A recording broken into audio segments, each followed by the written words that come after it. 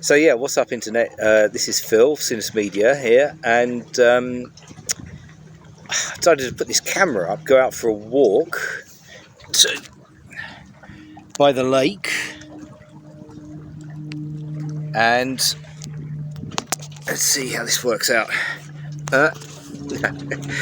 I'm doing this because I want to make a different sort of video today. I've been making quite a lot of videos in the last couple of years, really, and they're my usual style of just sort of sitting at my computer and improvising, rambling away, and then I've sat down to try to edit them into shape, and frankly it's not been very successful. There's a lot of videos that just haven't got finished because it's been too much work actually editing them into shape, which is a problem. I lost a lot of momentum. Okay, lockdown's finished now, I've got a bit sidetracked, there's real life going on, but you know, I do want to keep doing the stuff on this channel. I've got lots of ideas. I've been making the tutorials, I've been doing the kind of experiments and tests. I've been making a lot of music with various techniques, and you're not seeing any of that, and that's basically because every time I sit down to edit it, I find that something I've said wasn't very clear, or I said the wrong thing, or there was too many ums and ahs to get rid of, and sort of cutting the video and the audio at the same time. You know, the good bits of video didn't go with the good bits of audio and vice versa, and so I just sort of feel a little bit ground to a halt a bit. Now then, of course, everybody says, well, what you should do is you should write a script. So I wrote some scripts at the beginning of this year and tried to just read them out, both either while I was moving the mouse around or even afterwards. And it was awful. It was terrible. It was so unnatural sounding and so completely wooden. It was so robotic, not in a good way. And I just didn't want anyone to hear how bad that was. So now I'm trying the other thing. Maybe I'm just going to go even more informal at this point and start just filming, you know, myself on my phone, and lots of ums and ahs, but somehow it doesn't seem to matter quite so much when you're looking at a person as when you're just looking at a screen when nothing's going on. At least that's my current theory. My current theory is that by going even more spontaneous, and perhaps using a few more vlogging techniques. Do I mean vlogging techniques? Don't know about that. And showing you some nice scenery. That is allegedly the most beautiful bridge in the world. That's the moon, if you can see that. And I'm sitting by the lake.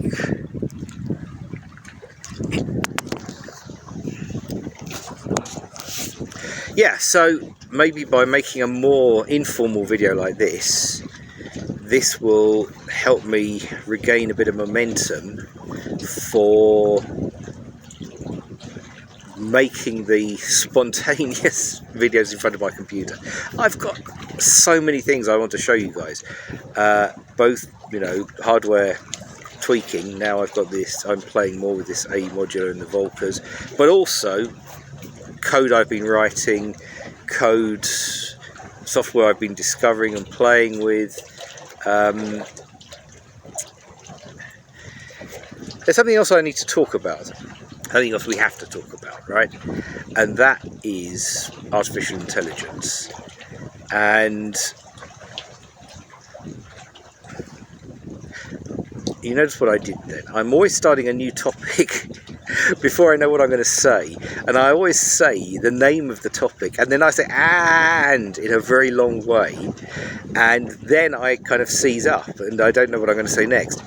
And actually that really kills it when you're trying to edit these damn things, because the "and" starts way too close to what I was saying previously to edit it out, but at the same time there's nothing going on the screen when I then seize up and I'm saying this longhand. So I've got to try and cure myself of that as well, along with curing myself of all the ums and ahs and stuff like this. So there's something we need to talk about, and that is artificial intelligence. And I'm saying this, my perspective is I've been a professional programmer now for 30 odd years.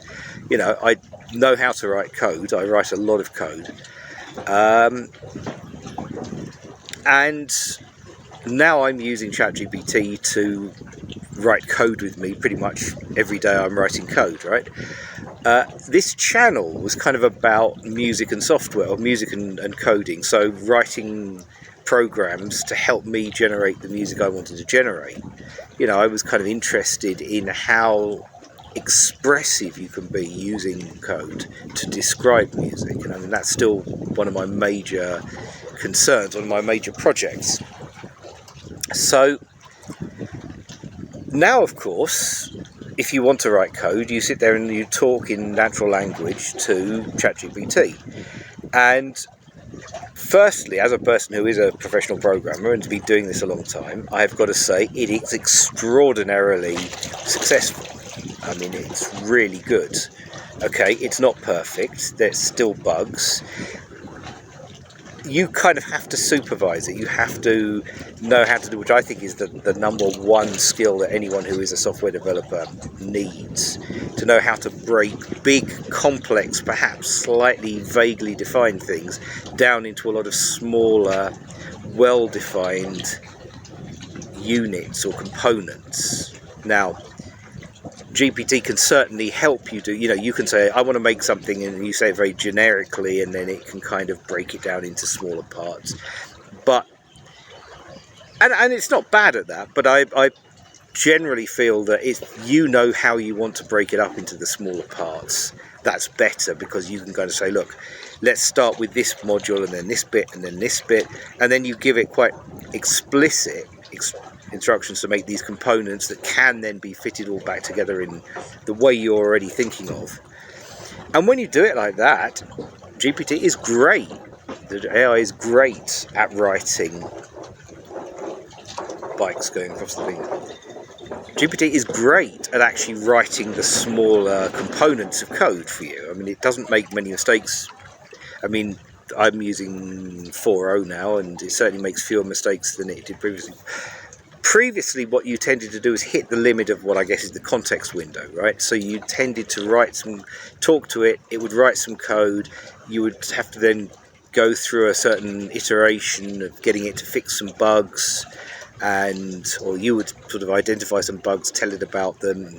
Between me and GPT, we would solve those issues. We would build up a larger and larger piece of code that would end up working, and then you would hit some sort of limit, and I guess this is the context window, because what would happen then is you would ask it to make some changes or add something extra, and it would give you a new version of the code that had some of the bugs that you'd already fixed had kind of got back into it. Now that happens even with humans, right? We sometimes forget, or we try to simplify, and then we realize, or certainly if you're working in a team of people, somebody comes along and rewrites some chunk and they didn't realise that some part of that was there as a bug fix or a workaround of some other problem, and they reintroduced the bug. But that's kind of standard anyway.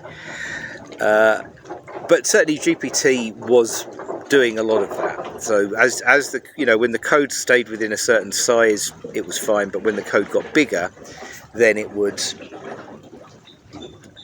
start making those sort of mistakes. GPT 4.0, I am seeing that a lot less. It seems to be able to manage and hold in its memory, in scare quotes, much more of the old version code. I think it is, you sometimes see a little things like memorizing as well, which I guess is actually storing a particular state. I'm not quite sure how that bit works, but what I do think is happening is that now with GPT-4, it's better at writing larger pieces of code, and that's great, and it's very, very useful. I personally, as a software developer, still think it's really worth you as a person, a human, learning how to write code. Now this is hard because, you know, I'm saying this from the perspective of someone who had to do that hard work when it was necessary. I would sort of say that as a person who knows how to write code, I get a lot more out of GPT writing code for me than I imagine people who don't know how to write code and would therefore have more of a problem with all of the bugs that crop up, or not explaining to it exactly what needs to be done in the way that, you know, I'm speculating here, right? Because it's hard for me to put myself in a position of somebody that doesn't know how to do it. I mean, I have done things where I've done things where I've asked it to write code, it's written code, I've made changes to it, I've given it back to it, and we've kind of gone on with me fixing bugs and me adding extra features, and it's been a kind of iterative process like that. I've also done it where experiments where I've just said, I'm never going to touch the code myself, right? Where I've just said to it, here, describe the symptoms of what went wrong. Either give it cut and paste the error messages, or even more like, you know, or even just like described what I'm seeing on the screen. Sometimes, you know, this thing is too far to the left or whatever. And GPT, you know, again, you can get it write code like that. It will write. You can fix bugs through that process, although it is a little bit more verbose and more laborious than if you can spot and see some if you can spot and make interventions in the code yourself. So I still think that it's incredibly useful to be a programmer today and to use all of that knowledge working with the AI. Maybe in a couple of years that just won't be the case at all. But, you know, like today I advocate learning code, and, you know, I still think that writing code to make music is a fun way to learn both music and coding. And so I'm continuing doing that, and I've got some projects where I've taken this a lot further than anything I've showed you yet. So again, these are videos that either haven't been made yet or have been made, but so badly that I haven't been able to edit them into a viable shape.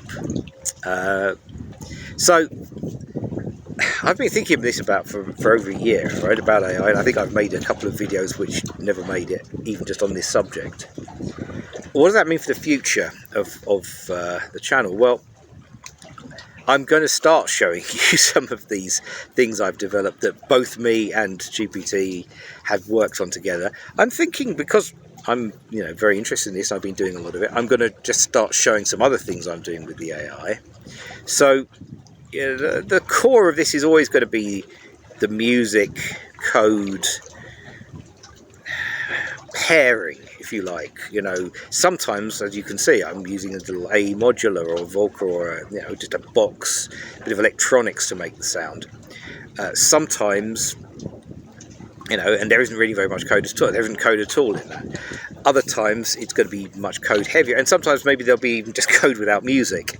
I'm doing a couple of lessons with someone at the moment on kind of interactive computer art, writing processing, and I'm going to make a video showing some of what I'm doing with him, because I think that's quite interesting, and I think it's worth knowing. And again, processing is a great tool for people who are artists and want to start making computer-based art, and also it enables a lot of things.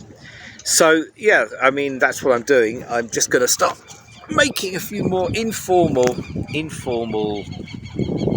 videos. Look, I'm on the bike actually. I've been doing some exercise today. Maybe out by the lake or in some of these other quite picturesque environments. And but let's see now when I go home in the next couple of days if my spontaneous computer-based videos will be better, or maybe you're just going to get used to me saying more ums and ahs and and just not being able to communicate very clearly. And hopefully this is the secret plan, is that hopefully maybe by being a bit more informal here, maybe this will improve my improvisation in the tutorials, or if not, then at the very least, perhaps I will just get more used to me saying ums and ahs. Anyway, Sinus Media, and I am out.